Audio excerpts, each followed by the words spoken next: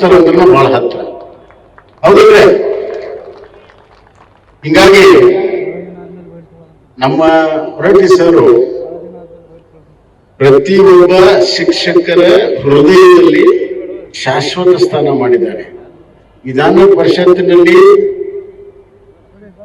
45 ವರ್ಷ ಇದ್ರೆ ಹೃದಯದಲ್ಲಿ, ಶಿಕ್ಷಕರ ಹೃದಯದಲ್ಲಿ ಶಾಶ್ವತ ಸ್ಥಾನವನ್ನ ಮಾಡಿದ್ದಾರೆ. ಅಂತವರ ಅಪರೂಪದ ವ್ಯಕ್ತಿತ್ವದ ಹೊರಟ್ಟಿಯವರಿಗೆ ಸಾವಿರಾರು ಅಭಿನಂದನೆಗಳನ್ನ ನಾವೆಲ್ಲರೂ ಸೇರಿ ಹೇಳೋಣ. ಇಂದಿನ ಈ ಸಮಾರಂಭಕ್ಕೆ ಮೆರಗು ಬಂದಿರುವಂತಹದ್ದು ನಮ್ಮೆಲ್ಲರ ಆತ್ಮೀಯರು, ಕರ್ನಾಟಕದ ಎಂತವತ್ತ ಮುಖ್ಯಮಂತ್ರಿಗಳಾದಂತ ಸನ್ಮಾನ್ಯ ಸಿದ್ದರಾಮಯ್ಯ ಅವರು ಬಂದಿರುವಂತದ್ದು, ಅದೇ ರೀತಿ ಕೇಂದ್ರ ಸಚಿವರು, ಆತ್ಮೀಯ ಸ್ನೇಹಿತರಂತ ಪ್ರಹ್ಲಾದ್ ಜೋಶಿ ಅವರೇ, ವಿಧಾನದ ಒಂದು ಭಗಿನಿಯರು. ಹೊರಟ್ಟಿ ಸರ್ ಮಣ್ಣಿನ ಮಗ. ಅವರಿಗೆ ತಮ್ಮತನದ ಒಂದು ಅಭಿಮಾನ ಯಾವತ್ತೂ ಕೂಡ ಬಿಟ್ಟಿಲ್ಲ. ಇವತ್ತು ಅವರ ಯಶಸ್ಸಿನ ಬಿಟ್ಟು ಅವರ ಒಂದು ಸ್ವಾಭಿಮಾನ ಎಂದೂ ಕೂಡ ಸ್ವಾಭಿಮಾನದಲ್ಲಿ ಅವರು ರಾಜಿ ಮಾಡಿಕೊಂಡಿಲ್ಲ. ಹೀಗಾಗಿ ಅವರ ವ್ಯಕ್ತಿತ್ವವೇ ಬಹಳ ವಿಶೇಷವಾಗಿರುವಂತಹ, ಸ್ವಾಭಿಮಾನ ಭರಿತವಾಗಿರುವಂತಹ ಒಂದು ವ್ಯಕ್ತಿತ್ವ. ನನಗೆ ಹೊರಟ್ಟಿಯವರು ಅವರು MLC ಆಗೋಕ್ಕಿಂತ ಮುಂಚಿಂದ ನಮ್ಮ ಪರಿಚಯ. ಸರ್ ಇದ್ರವರು, ಅವ್ರ ಜೊತೆಗೆ ನಮ್ಮ ಸೋದರನಾದಂತ KV ಶಂಕರಗೌಡರು ಅವರು ಬಹಳ ಆತ್ಮೀಯರು. ಹೀಗಾಗಿ ಅವತ್ತಿನಿಂದ ನನಗೆ ಆತ್ಮೀಯವಾಗಿ ಅವರು ಹಿರಿಯರಾಗಿ ಪರಿಚಯ. ಮುಂದೆ 1980ರಲ್ಲಿ ಅವರು ಚುನಾವಣೆ ನಿಂತರು. ಆವಾಗ SI ಶೆಟ್ಟರ್ ಅಂತ ಹೇಳಿ ನಮ್ಮ ಪಕ್ಷದಿಂದ ನಿಂತಿದ್ರು. ಅವ್ರು ಇಂಡಿಪೆಂಡೆಂಟ್ ಇದ್ರು. ಅವ್ರ ವಿರುದ್ಧ ಎಲೆಕ್ಷನ್ ನಾನು ಮಾಡಿದ್ದೆ ಅದು ಒಂದೇ. ಅದಾದ್ಮೇಲೆ ಅಜಾತ ಶತ್ರು ಅಂತ ಕರೆಯೋದಕ್ಕೆ ಏನ್ ಸಾಕ್ಷಿ ಅಂದ್ರೆ, ಮುಂದಿನ ಚುನಾವಣೆ ಒಳಗಡೆನೆ ನಮ್ಮನ್ನ ಸ್ನೇಹಿತರಾಗಿ ಮಾಡಿಕೊಂಡು 7 ಚುನಾವಣೆ ಅವ್ರ ಜೊತೆಗೆ ನಾವು ಕೆಲಸವನ್ನ ಮಾಡಿದ್ವಿ. ಅಂತ ಒಂದು ವ್ಯಕ್ತಿತ್ವ ಬಸವರಾಜ ಹೊರಟ್ಟಿ ಅವರದು. ಅವರು ನಾನು ನೀರಾವರಿ ಸಚಿವಿದ್ದಾಗ ಒಂದ್ ದಿವಸ ಕರೆದ್ರು, ನೋಡಪ್ಪ ನಮ್ಮ ಎಡಹಳ್ಳಿ ಒಳಗೆ ಸವಳಿ ಜವಳಿ ಬಹಳ ಆಗಿದೆ, ಅದನ್ನ ನೀವು ತೆಗಿಬೇಕು. ಸರ್ ನೀವದ್ರಿ ವಿಧಾನ ಪರಿಷತ್ ಸದಸ್ಯರು, ಶಿಕ್ಷಕರು, ಅಲ್ಲಿ ಎಡಹಳ್ಳಿ ತಗೊಂಡು ಏನ್ ಮಾಡ್ತೀರಿ ಅಂತ ನಾನು ಅಂದೆ. ಇಲ್ಲಿಲ್ಲ, ನಮ್ಮ ಊರಿನ ರೈತರಿಗೆ ಬಹಳ ಕಷ್ಟ ಆಗಿದೆ ಅಂತ ಮಾಡ್ಬೇಕು. ಆ ಒಂದು ಕಾರಣದಿಂದ ಇಡೀ ಸವಳಿ ಜವಳದ ವಿಶೇಷ ಕಾರ್ಯಕ್ರಮವನ್ನ ನಾನು ಮಾಡಬೇಕಾಯ್ತು. ಅಲ್ಲದೆ ಅವರು ಶಿಕ್ಷಕರ ವಿಚಾರದಲ್ಲಿ ಎಷ್ಟು ಕಠೋರವಾಗಿದ್ರು ಅಂತಂದ್ರೆ ಅದನ್ನ ಸಾಧನೆ ಮಾಡೋದಕ್ಕೂ ಬಿಡ್ತಿದ್ದಿಲ್ಲ. ಯಾರು ಬೇಕಾದ್ರ ಜೊತೆಗೂ ಜಗಳ ಮಾಡ್ತಾ ಇದ್ರು. ಅವರು ಜಗಳ ಆಡದೇ ಇರುವಂತಹ ಮುಖ್ಯಮಂತ್ರಿಗಳೇ ಇಲ್ಲ, ಜಗಳ ಆಡಿ ಪ್ರೀತಿ ಮತ್ತು ಸ್ನೇಹವನ್ನು ಗಳಿಸಿರುವಂತಹ ಹೊರಟ್ಟಿ ಅವರು. ಇವತ್ತಿನ ಮುಖ್ಯಮಂತ್ರಿ ಸಿದ್ದರಾಮಯ್ಯ ಜೊತೆಗೂ ಜಗಳ ಆಡ್ತಾರ, ಆದ್ರೆ ಆ ಜಗಳದಲ್ಲಿಯೇ ಸ್ನೇಹ ಇರ್ತದೆ.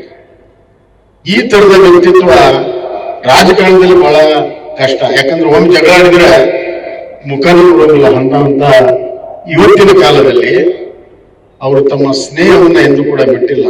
ಸ್ವಾಭಿಮಾನ ಮತ್ತು ಸ್ನೇಹ ಇವೆರಡನ್ನೂ ಜೊತೆಗೆ ತೆಗೆದುಕೊಂಡು ಹೋಗಿರುವಂತಹ ನೈಪುಣ್ಯತೆ ಬಸವರಾಜ ಹೊರಟ್ಟಿ ಅವರಿಗೆ ಇದೆ ಅನ್ನುವಂತ ಮಾತನ್ನ ಈ ಸಂದರ್ಭದಲ್ಲಿ ನಾನು ಹೇಳಕ್ಕೆ ಇಚ್ಛೆ ಪಡ್ತೀನಿ. ಕಳಸಾ ಬಂಡೂರಿ ಹೋರಾಟದಲ್ಲಿ ಕೊಂಡಡ್ಡಿ ಇದ್ದಾರೆ. ನಾವೆಲ್ಲ ಪಾದಯಾತ್ರೆ ಮಾಡ್ತಾ ಇದ್ವಿ. ಅವರು ಬೇರೆ ಪಕ್ಷದಲ್ಲಿ ಇದ್ರು. ಆದ್ರೆ ನಮ್ಮಲ್ಲಿ ಮುಂದಕ್ಕೆ ಬಂದು ನನ್ನ ಬೆಂಚ್ ಎಬ್ಬರಿಸಿ ಆ ಸಭೆಯಲ್ಲಿ ಬಂದು ಭಾಷಣ ಮಾಡಿ ನಮ್ಮ ಬೆಂಬಲವನ್ನ ಕೊಟ್ಟಿದ್ದು ಬಸವರಾಜ ಹೊರಟ್ಟಿ ಸರ್. ನಾವೆಂದೂ ಕೂಡ ಆ ಹೋರಾಟ ದಿನಗಳನ್ನ ನಾವೆಂದೂ ಕೂಡ ಮರೆಯುವುದಿಲ್ಲ ಅನ್ನುವಂತ ಮಾತನ್ನು ಹೇಳಕ್ಕೆ ಇಚ್ಛೆ ಪಡ್ತೇನೆ. ಅವರು ಸಭಾಪತಿ ಮಾಡ್ಬೇಕನ್ನುವಂತಹ ಸಂದರ್ಭದಲ್ಲಿ ಆಗ್ತಾಳಿಯಲ್ಲಿ ನಾನು ಕಾನೂನು ಸಚಿವನಾಗಿದ್ದೆ. ಅದು ಬಹಳಷ್ಟು ಸಹಾಯ ಆಯ್ತು. ಹೀಗಾಗಿ ಅವರನ್ನು ಸಭಾಪತಿ ಮಾಡಿದ್ರು. ಸಭಾಪತಿ ನಾವು ಮಾಡಿದ್ರು ಕೂಡ ಅದರಲ್ಲಿ ಸಿದ್ದರಾಮಯ್ಯರ ಸಹಾಯ ಇದೆ. ಹೆಂಗಂತಂದ್ರೆ ನಮ್ಮಲ್ಲಿ ಕೆಲವರು ಬೇರೆ ಬೇರೆ ಹೆಸರುಗಳನ್ನು ತರ್ತಾ ಇದ್ರು. ನಾ ಹೇಳಿದೆ, ನಾವು ಬಸವರಾಜ ಹೊರಟ್ಟಿಯನ್ನು ಮಾಡಲಿಲ್ಲ, ಸಿದ್ದರಾಮಯ್ಯ ಅವ್ರನ್ನ ಸಭಾಪತಿ ಮಾಡ್ತಾನ, ಅದಕ್ಕೆ ನಾವು ಮಾಡಲೇಬೇಕು. ಸಿದ್ದರಾಮಯ್ಯರ ಹೆಸರನ್ನ ಬಳಕೆ ಮಾಡಿ ನಾವು ಹೊರಟ್ಟಿಯನ್ನು ಸಭಾಪತಿಗಳನ್ನು ಮಾಡಿದ್ವಿ. ಹೀಗೆ ರಾಜಕಾರಣ ಯಾವ್ಯಾವ ರೀತಿ ಇರ್ತದೆ ಅನ್ನೋದನ್ನ ಈ ಸಂದರ್ಭದಲ್ಲಿ ಹೇಳ್ಬೇಕಾಗತ್ತೆ. ಸ್ನೇಹದ ಮುಂದೆ ಒಮ್ಮೊಮ್ಮೆ ರಾಜಕಾರಣ ಗಮನ ಆಗ್ತದೆ. ಹಲವಾರು ಬಾರಿ ರಾಜಕಾರಣ ಸ್ನೇಹಕ್ಕೆ, ರಾಜಕಾರಣ ಬಹಳ ದೊಡ್ಡದಿದ್ರು ಕೂಡ ಕೆಲವೊಮ್ಮೆ ಸ್ನೇಹಕ್ಕೆ ಗಮನ ಆಗ್ತದೆ ಅನ್ನೋದಕ್ಕೆ ಇದೇ ಒಂದು ಸಾಕ್ಷಿ ಅಂತ ಈ ಸಂದರ್ಭವಾಗಿ ಹೇಳಿ, ಬಸವರಾಜ ಹೊರಟ್ಟಿ ಅವರ ಸೇವೆ ಸದಾಕಾಲ ಮುಂದುವರಿಲಿ. ಅವ್ರ ವ್ಯಕ್ತಿತ್ವದ ಬಗ್ಗೆ ಹೇಳ್ಬೇಕಾದ್ರೆ ಬಸವರಾಜ ಹೊರಟ್ಟಿ ಅವರು ಚಂದುಳ್ಳ ಚಲುವ ಹ್ಯಾಂಡ್ಸಮ್. ಅವ್ರದ್ದು ಹಳೆ ಫೋಟೋ ನೋಡ್ಬಿಟ್ರೆ ನಮಗೆಲ್ಲರಿಗೂ ಕೂಡ ಅಸೂಯೆ ಆಗ್ತದೆ, ಅಷ್ಟು ಚಂದ ಅದ. ಈಗಲೂ ಕೂಡ ಹಂಗ ಬ್ಯಾಟಿಂಗ್ ನಡೆಸ್ಯಾರ.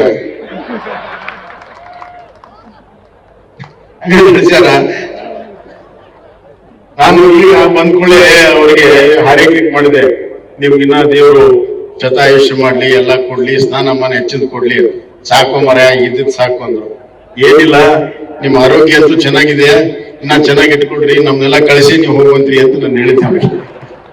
ಅಷ್ಟು ಚೆನ್ನಾಗಿ ಇಟ್ಕೊಂಡಿದ್ದಾರೆ. Handsome teacher and intelligent politician and a sincere fighter, ಅದು ಬಸವರಾಜ ಹೊರಟ್ಟಿ. ಅವರ ಈ ಪಯಣ ನಿರಂತರವಾಗಿ ನಡೀಲಿ, ನಮ್ಮ ಮಧ್ಯೆ ಇದ್ದು ನಮಗೆಲ್ಲ ಮಾರ್ಗದರ್ಶನ ಮಾಡಲಿ. ಇಡೀ ಕರ್ನಾಟಕಕ್ಕೆ, ಅದು ಉತ್ತರ ಕರ್ನಾಟಕದ ಧ್ವನಿಯಾಗಿ ಸದಾಕಾಲ ಕೆಲಸವನ್ನು ಮಾಡಿದ್ದಾರೆ. ಆ ಕೆಲಸ ಮುಂದುವರಿಲಿ.